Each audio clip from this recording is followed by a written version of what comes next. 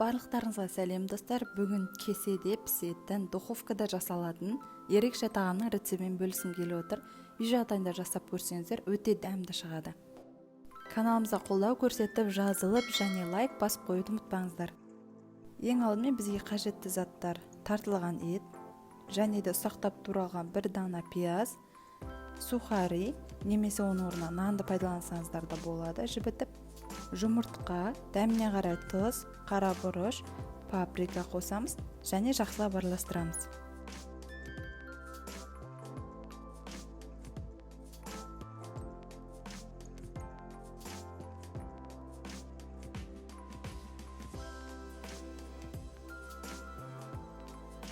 Барлығын араластырып болғаннан кейін сұйық май қосамыз және де салқын суды қосып, тағы да бір қабат жақсылап араластырамыз.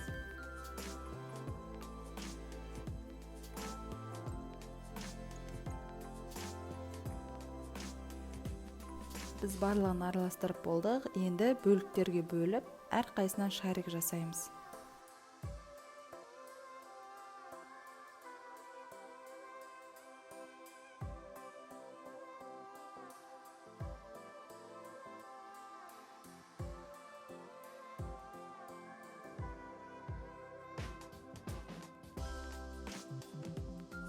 Дөңгелекті біз кесенің мөлшеріне қарап аламыз. Жұқа болып қалмау керек біздің фаршымыз. Сондықтан мен 5 бөлікке бөліп дөңгелектеп шықтым. Енді пісіретін кесемізді дайындаймыз. Оның үшін сары маймен жақсылап майлап шығамыз.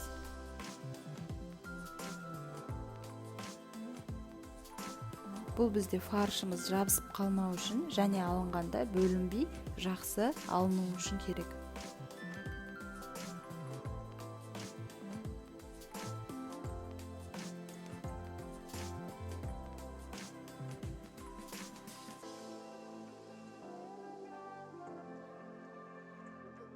Неке барлығы майлап болдық. Енді әрқайсына бір-бір дөңгелек фарштан қойып шығамыз.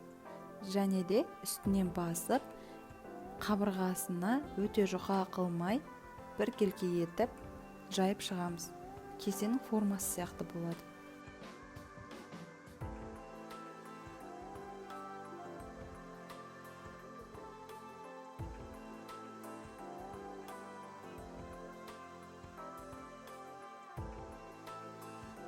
Жайған фарш өте жұқа болып кетпеу керек.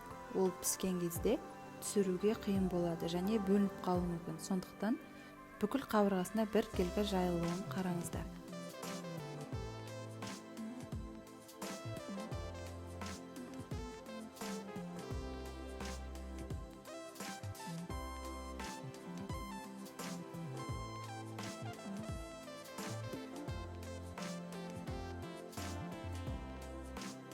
Енді соусымызды дайындаймыз. Ол үшін жұмыртқа, үстіне сүт, дәміне қарай тұз және де кез келген жасыл шөп. Мен петрушканы пайдаландым.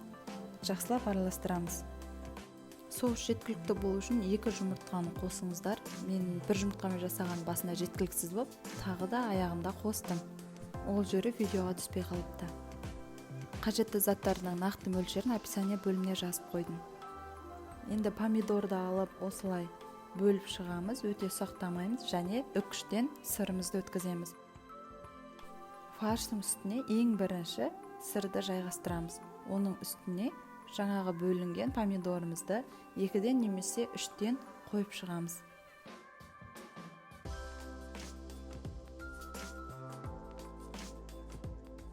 Барлығын қойып болғаннан кейін соусымызды бетін өте толтырмай құйып шығамыз. Бұл піскен кезде тағы да біраз жоғарылап көтеріледі.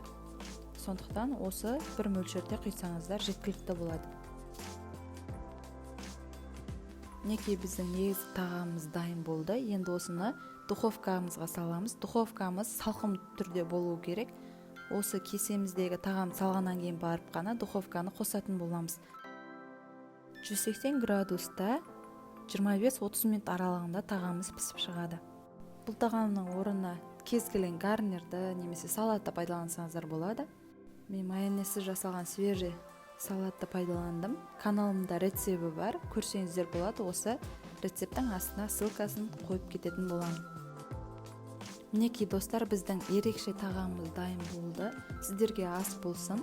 Үйде жасап көріңіздер. Духовкаға кесені салуға басында қорқақтадық, бірақ ешқандай зияны болмай пісіп шықты. Дәмі өте керемет болып шығады. Сыр, ішінде фарш және де помидордың дәмі салатпен өте жақсы үйлесіп тұр.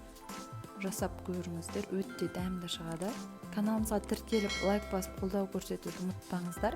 Алда талай қызықты рецептермен бөлісетін боламын. Сұрақтарыңыз болса, комментарий бөліміне қойып кетсеңіздер болады. Сіздермен болған Альмира, ас болсын.